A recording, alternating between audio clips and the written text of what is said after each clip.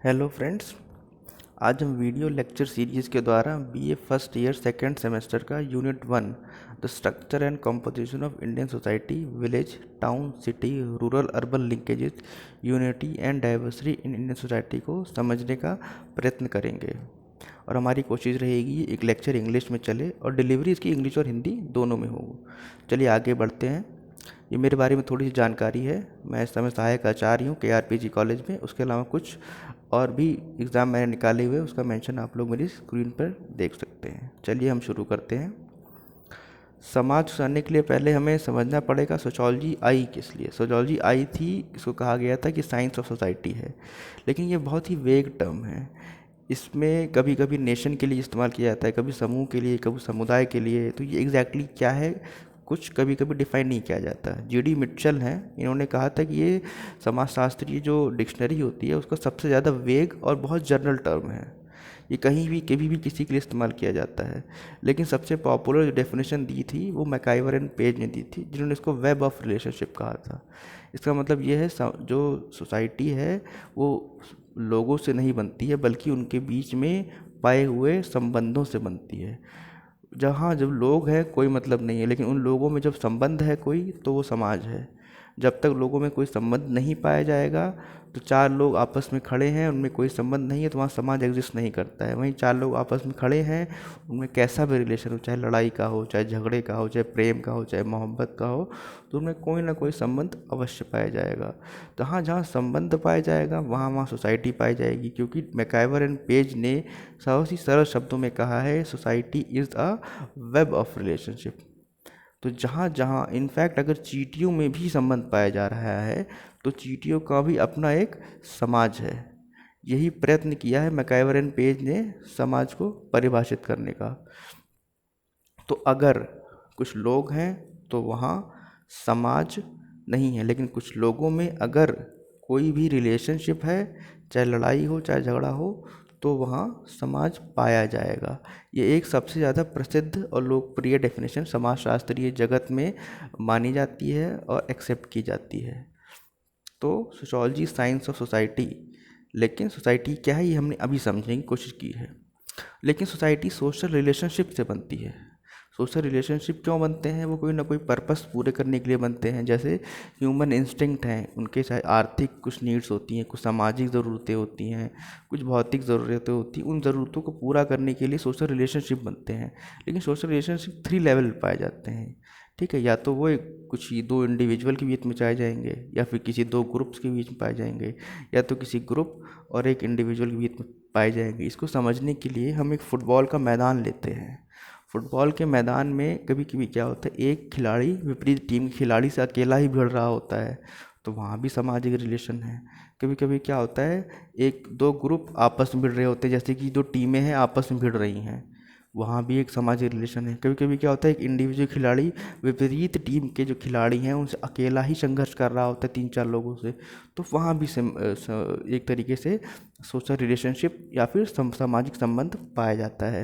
लेकिन वो सामाजिक संबंध हमेशा मीनिंगफुल होना चाहिए। मतलब जब हम उसको पर्पसली करें और हमें पता हो हम कर रहे हैं, तभी वो सोशल एक्शन कहलाएगा और तभी वहाँ सामाजिक संबंध मिलेगा। मतलब अगर हम सड़क पर जा रहे हैं और हमारा कोई छोटा मोटा एक्सीडेंट हो जाता है, वो हमारी गलती से हुआ है, अनजाने में हुआ है, तो वहाँ सोशल एक्शन या सोशल रिलेशनशिप नहीं बनेगा। सोशल रिलेशनशिप वहीं बनेगा जहाँ पर हम अपने मीनिंगफुल, अपने कंसाइंस से, अपने अस्तित्व से कोई ना कोई फैसला लेंगे, कोई एक्शन करेंगे, किसी ना किसी चीज़ को परफॉर्म करेंगे, तो ही वो एक सोशल एक्शन बनेगा। और सोशल एक्शन ही एक सोशल रिलेशनशिप को, सोशल इंटरैक्शन को जन्म देगा। जब तक सोशल इंटरैक्शन नहीं होता है तब तक सोसाइटी नहीं बनेगी। क्योंकि सोसाइटी को हमने पहली स्लाइड में समझा है, society is a web of relationship. मतलब सामाजिक संबंध के लिए पहले तो समाज होगा, समाज में सोशल एक्शन होंगे, सोशल एक्शन भी मीनिंगफुल एक्शन से बनेंगे।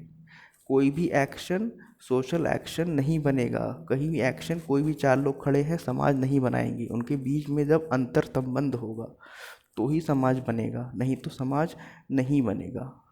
ये एक बहुत ही बेसिक क्राइटेरिया है किसी समाज को डिफाइन करने का, या यूँ कहो उसको समझने का। जब तक हम इस तरीके से समाज को नहीं देखेंगे तब तक समाज नहीं बढ़ेगा। नेक्स्ट स्लाइड समझने की कोशिश करते हैं कि उसके कुछ कैरेक्टरिस्टिक क्या हैं। उसके कुछ कैरेक्टरिस्टिक के 7 कैरेक्टरिस्टिक मूलतः किसी भी सोसाइटी के पाए जाते हैं। जैसे पहला है म्यूचुअल अवेयरनेस। हमको पता होता है कि हम इस समाज के सदस्य हैं। भारतीय समाज है, जैसे एक समाज हुआ, हमें पता है कि हम भारतीय समाज के सदस्य हैं ना। अमेरिका का कोई है तो उसको पता है वो अमेरिका समाज का सदस्य है, तो एक अवेयरनेस होती है। हमें ये भी पता है जो सामने आदमी खड़ा है वो भारतीय है, वो भी इस समाज का सदस्य है, तो एक म्यूचुअल अवेयरनेस पाई जाती है। हम आपको जानते हैं, आप हमें जानते हैं। जाहिर सी बात, समाज में हम रह रहे हैं तो हमारे अंदर समानता भी होगी, लाइकनेस भी होगी हमारी। लेकिन लाइकनेस कैसी होगी? नहीं आयु की, शारीरिक ढांचे की नहीं, ये समानता होगी विचारों की। हमारे उद्देश्य सेम होंगे, हमारी विचारधारा कुछ हद तक मिलेगी। हम सब मानव हैं, ये एक विचार है, इस विचार से हम लोग एक दूसरे से जुड़े रहेंगे। लेकिन अगर लाइकनेस है तो कुछ डिफरेंसेस भी होंगे। जाहिर सी बात है, अगर कुछ लोग एक दूसरे के समान हैं तो अलग भी होंगे। जैसे कुछ लोग जातिवाद मानेंगे, कुछ लोग जातिवाद नहीं मानेंगे, कुछ लोग पूंजीवाद तरीके से देश को आगे बढ़ाना चाहेंगे, समाज को आगे बढ़ाना चाहेंगे, कुछ लोग समाजवादी तरीके से आगे बढ़ाना चाहेंगे। तो लाइकनेस है तो डिफरेंसेस भी हैं, सीधी सी बात है। अगर उसी तरह अगर समाज है तो उनमें आपस में कुछ उद्देश्य हैं, उद्देश्य की पूर्ति के लिए कॉपरेशन होगा, लोग एक दूसरे का सहयोग करेंगे। सहयोग करेंगे तो शायद कहीं कहीं कॉन्फ्लिक्ट भी आए। जैसे कि हम लोग अपने घर में भी देखें, छोटे बच्चे होते हैं वो आपस में खेलते भी हैं, एक दूसरे का साथ भी देते हैं, और शायद उनमें कॉन्फ्लिक्ट्स भी होते हैं, लड़ाइयाँ भी होती हैं, झगड़े भी होते हैं।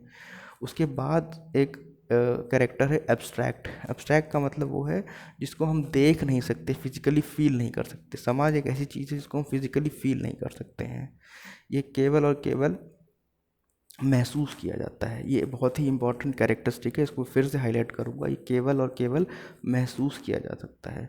छठा कैरेक्टरिस्टिक है इंटरडिपेंडेंस। समाज के जो सदस्य होते हैं आपस में इंटरडिपेंडेंस है। जैसे कि अगर मैं अभी लेक्चर ले रहा हूँ तो मेरा मोटिव है कि आप इस लेक्चर को सुने, मैं आप पर डिपेंड हूँ सुनने के लिए, आप मुझ पर बाध्य हैं कि मैं ये लेक्चर डिलीवर करूँ। तो एक तरीके से हम लोग एक दूसरे पे इंटरडिपेंडेंट हैं, इंटरडिपेंड हैं। और सबसे अंतिम और बहुत महत्वपूर्ण इसका एक फीचर है, कैरेक्टर है वो, कि ये बदलाव होता है इसमें हमेशा बदलाव पाया जाता है।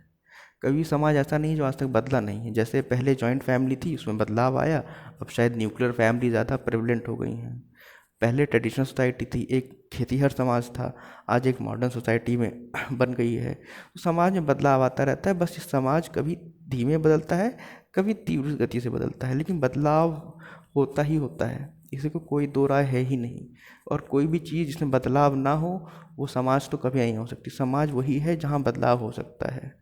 लेकिन अभी मैं फिर से फोकस इसी बात पे करूँगा, ये एक वेब ऑफ रिलेशनशिप होता है। वेब ऑफ रिलेशनशिप मतलब ये दिखता नहीं है, केवल और केवल महसूस किया जा सकता है।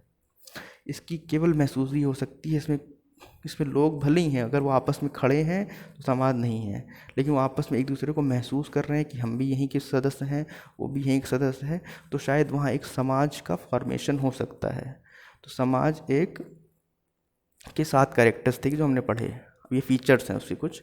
डेफिनेट टेरिटरी होती है, अमेरिकी समाज एक है, इंडियन सोसाइटी एक है, नेपाली समाज एक है। तो हम सबको पता है कि इसकी एक डेफिनेट टेरिटरी है, ठीक है। कोई भी टेरिटरी हो सकती है, वो नेपाली श्रीलंका का हो सकता है, इराकी हो सकता है, कोई भी टेरिटरी हो सकती है। सेक्सुअल रिप्रोडक्शन पाया जाता है। भाई अगर समाज को आगे बढ़ना है तो नए शिशुओं का प्रजनन भी आवश्यक है।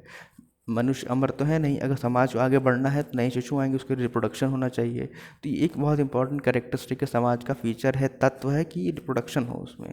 एक कॉम्प्रहेंसिव कल्चर होता है। जैसे हिंदू सोसाइटी है, उसका एक कल्चर है, उसके अपने त्यौहार हैं, उसके कुछ तरीके हैं, जीवन शैली है। उसी तरह अमरीकी समाज है, वहाँ ज्यूज़ हैं, क्रिश्चियंस हैं, कुछ चर्च होंगे, इस तरीके का समाज है। तो एक तरीके से उनका एक अपना कल्चर है, जीवन शैली है। तो हर समाज की अपनी जीवन शैली होती है, एक कल्चर होता है। इसका चौथा तत्व है कि ये इंडिपेंडेंस होता है। इसका सबसे बड़ा उदाहरण हम अगर दें तो जो ब्रिटिशर्स ने भारतीय समाज पर 200 साल हुकूमत की थी, भले ही हुकूमत उन्होंने ब्रिटिशर्स ने की, लेकिन तब भी as a nation India was colony of Britishers. लेकिन वो भारतीय समाज कभी गुलाम नहीं रहा है, वो हमेशा इंडिपेंडेंट रहा है। हमारी प्रथाओं को तोड़ा गया, कुछ सुधार हुए, कुछ बिगड़ा गया, लेकिन वो हमेशा ही इंडिपेंडेंट सोसाइटी कहलाई थी और कहलाएगी, क्योंकि वो इंडियन सोसाइटी थी। उसने अपना कल्चर नहीं छोड़ा था, तो वो एक इंडिपेंडेंट सोसाइटी थी, ये एक बहुत इंपॉर्टेंट कैरेक्टरिस्टिक है। हमेशा इस बात को रखना कि सोसाइटी हमेशा इंडिपेंडेंट होती है, वो किसी के अधीन नहीं होती है, उसकी एक डेफिनेट टेरिटरी होती है, सेक्सुअल रिप्रोडक्शन होते हैं, कॉम्प्रिहेंसिव कल्चर होते हैं। ठीक है, आगे बढ़ते हैं। सिंपल सोसाइटी और कॉम्प्लेक्स सोसाइटी को समझने की कोशिश करते हैं। ये समाज के प्रकार हैं। सिंपल सोसाइटी क्या होती है? जो स्मॉल होती है, जहाँ टेक्नोलॉजी शायद कम डेवलप होती है, जहाँ इन्वायरमेंट पे कंट्रोल नहीं किया जा सकता, जिसका क्राइटेरिया एस्क्राइब्ड होता है। मतलब एस्क्राइब्ड क्राइटेरिया क्या क्या मतलब है? जो जैसे कि हम भारतीय ट्रेडिशनल सोसाइटी की बात करें तो जो उसका जो जाति थी वो वही कार्य करता था। क्षत्रिय लड़ाई करता था, ब्राह्मण जो है पूजन पाठन करते थे, अपने जाति के अनुसार अपना एक कार्य था। कहीं भी जिसमें हम जाति पैदा होते हैं हमें वही काम करना था। तो इस तरीके सोसाइटी हंटर्स होते थे, गैदरर्स होते थे, एग्रीकल्चर होते थे, कल्टीवेशन होता था, बार्टर सिस्टम होता था। इसका मतलब ये है कि हम एक अनाज दे के, दाल दे के चावल ले लेते थे। इस तरीके से सिस्टम पाया जाता था। और लेकिन एक बहुत अच्छा किनशिप टाइप मिलता था। पूरा गांव एक दूसरे को जानता था और आपस में चाचा मामा ताऊ के रिश्ते से जुड़ा होता था और एक दूसरे के लिए खड़ा रहता था। तो नातेदारी बहुत मजबूत होती है। वहीं दूसरी सोसाइटी है कॉम्प्लेक्स सोसाइटी। ये एक लार्ज सोसाइटी होती है, टेक्नोलॉजिकली डेवलप्ड होती है। ये कंट्रोल कर सकती है इन्वायरमेंट को। जैसे कहीं की बारिश करवा दी जाती है, उत्तराखंड में की गई थी। क्लाउड सीडिंग होती है, तो कुछ अगर ज़मीन में पानी नहीं है तो खेती के लिए ट्यूबवेल से पानी निकाला जा सकता है। अचीव्ड क्राइटेरिया बेस्ड होती है, मतलब मैं क्षत्रिय होके भी पूजा पाठन कर सकता हूँ और एक ब्राह्मण जो है ब्राह्मण होके भी जो है बिजनेस कर सकता है। ये एक क्राइटेरिया होता है। यहाँ मशीनीकरण बहुत होता है, सर्विस सेक्टर डेवलप होता है, मनी का बहुत सिग्निफिकेंस होता है। तो एक तरीके से वो सोसाइटी जो आज के आधुनिक समाज है, जैसे अमेरिका है या जिस तरीके से भारत बढ़ रहा है, तो एक तरीके से वो कॉम्प्लेक्स सोसाइटी हो जाएगी। जो पहले की इंडियन सोसाइटी थी या रूरल सोसाइटी है, अभी भी ट्राइबल सोसाइटी है, वो एक तरीके से सिंपल सोसाइटी कहला जाएगी।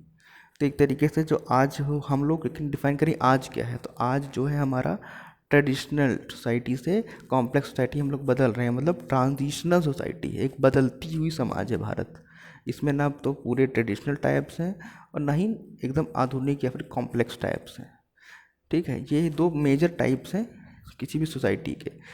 इसके बाद क्राइटेरियाज आ जाते हैं कई सारे कि मॉडर्न सोसाइटी क्या है, कि भाई उत्तर आधुनिक सोसाइटी क्या है, कि हंटर गैदर सोसाइटी क्या थी। चलिए मॉडर्न सोसाइटी को पहले समझते हैं। मॉडर्न सोसाइटी की कुछ कैरेक्टरिस्टिक होते हैं। हम सब कहते हैं मॉडर्न सोसाइटी में रहते हैं, लेकिन डिफाइन करना बड़ा कठिन हो जाता है कभी कभी।